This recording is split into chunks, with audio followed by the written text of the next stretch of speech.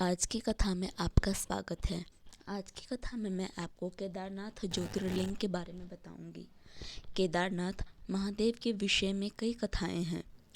स्कंद पुराण में भी लिखा है कि एक बार केदारनाथ क्षेत्र के विषय में जब पार्वती जी ने शिव से पूछा, तब भगवान शिव ने उन्हें बताया कि केदार क्षेत्र उन्हें अत्यंत प्रिय है। वे यहाँ सदा अपने गणों के साथ निवास करते हैं। इस क्षेत्र में वे तब से रहते हैं जब उन्होंने सृष्टि की रचना के लिए ब्रह्मा का रूप धारण किया था। स्कंद पुराण में इस स्थान की महिमा का एक वर्णन यहाँ भी मिलता है कि एक बहेलिया था जिस हिरण का मांस खाना अत्यंत प्रिय था। एक बार यह शिकार की तलाश में केदार क्षेत्र में आया। पूरे दिन भटकने के बाद भी उसे शिकार नहीं मिला। संध्या के समय नारद मुनि इस क्षेत्र में आए तो दूर से बहेलिया उन्हें हिरण समझकर उन पर वान चलाने के लिए तैयार हुआ। जब तक वह वान चलाता, सूर्य पूरी तरह से डूब गया। अंधेरा होने पर उसने देखा कि एक सर्प मेढक को निगल रहा है। मृत होने के बाद मेढक शिव में एक परिवर्तित हो गया।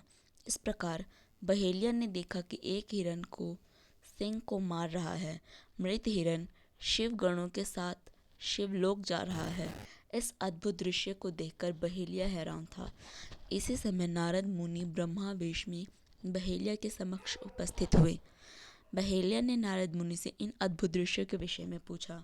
नारद मुनि ने उसे समझाया कि यह अत्यंत पवित्र क्षेत्र है। इस स्थान पर मृत होने पर पशु पक्षियों को भी मुक्ति मिल जाती है। इसके बाद बहेलिया को अपने पाप कर्मों का स्मरण हो गया। किसी प्रकार उसने पशु पक्षियों की हत्या की है। बहेलिया ने नारद मुनि से अपनी मुक्ति का उपाय पूछा। नारद मुनि ने शिव का ज्ञान प्राप्त करके बहेलिया केदार क्षेत्र में रहकर शिव उपासना में लीन हो गया। मृत्यु पश्चात उसे शिवलोक में स्थान प्राप्त हुआ। केदारनाथ ज्योतिर्लिंग की कथा के विषय में शिव पुराण में वर्णित है कि नर और नारायण नाम के दो भाई ने भगवान शिव की पार्थिव मूर्ति बनाकर उनकी पूजा एवं ध्यान में लगे रहे।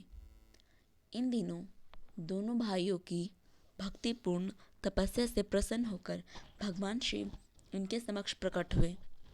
भगवान शिव ने इनसे वरदान मांगने के लिए कहा। जो जन कल्याण भगवान ने इन्होंने शिव वरदान मांगा कि वह इस क्षेत्र में जन कल्याण हेतु सदा वर्तमान रहें। इनकी प्रार्थना पर भगवान शंकर ज्योतिर्लिंग के रूप में केदार क्षेत्र में प्रकट हुए। केदारनाथ से जुड़ी पांडवों की भी कथा शिव पुराण में लिखा है कि महाभारत के युद्ध के पश्चात पांडवों को इस बात की पश्चाताप हो रहा था कि उनके हाथों उनके भाई अपने बंधुओं की हत्या हुई है। वे इस पाप से मुक्ति पाना चाहते थे। इसका समाधान जब उन्होंने वेद व्यास जी से पूछा तो उन्होंने कहा कि बंधुओं की हत्या का पाप तभी मिट सकता है जब शिव इस पाप की मुक्ति प्रदान करेंगे।